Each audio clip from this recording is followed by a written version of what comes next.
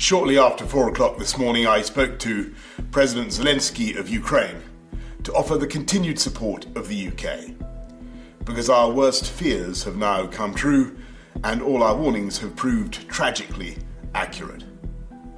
President Putin of Russia has unleashed war in our European continent. He's attacked a friendly country without any provocation and without any credible excuse. Innumerable missiles and bombs have been raining down on an entirely innocent population. A vast invasion is underway, by land, by sea, and by air. And this is not in the infamous phrase, some faraway country of which we know little. We have Ukrainian friends in this country, neighbours, co-workers.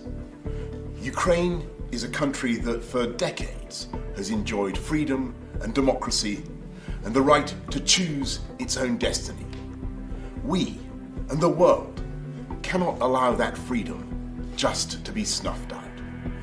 We cannot and will not just look away. It's because we've been so alarmed in recent months at Russian intimidation that the UK became one of the first countries in Europe to send defensive weaponry to help the Ukrainians. Other allies have now done the same, and we will do what more we can in the days ahead. Today, in concert with our allies, we will agree a massive package of economic sanctions designed in time to hobble the Russian economy. And to that end, we must also collectively cease the dependence on Russian oil and gas that for too long has given Putin his grip on Western politics. Our mission is clear. Diplomatically, politically, economically, and eventually militarily, this hideous and barbaric venture of Vladimir Putin must end in failure.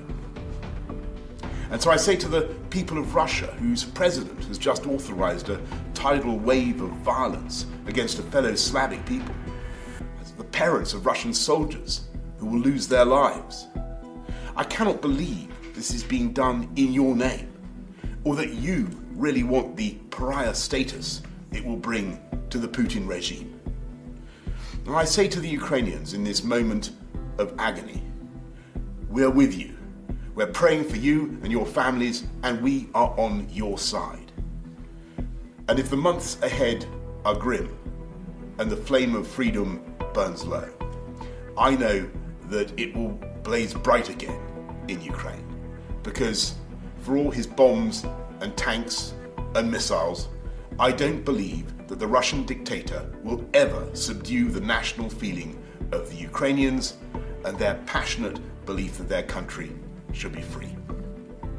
I say to the British people and all who have heard the threats from Putin against those who stand with Ukraine, we will of course do everything to keep our country safe. We're joined in our outrage by friends and allies around the world. We will work with them for however long it takes to ensure that the sovereignty and independence of Ukraine is restored. Because this act of wanton and reckless aggression is an attack not just on Ukraine, it's an attack on democracy and freedom in Eastern Europe and around the world.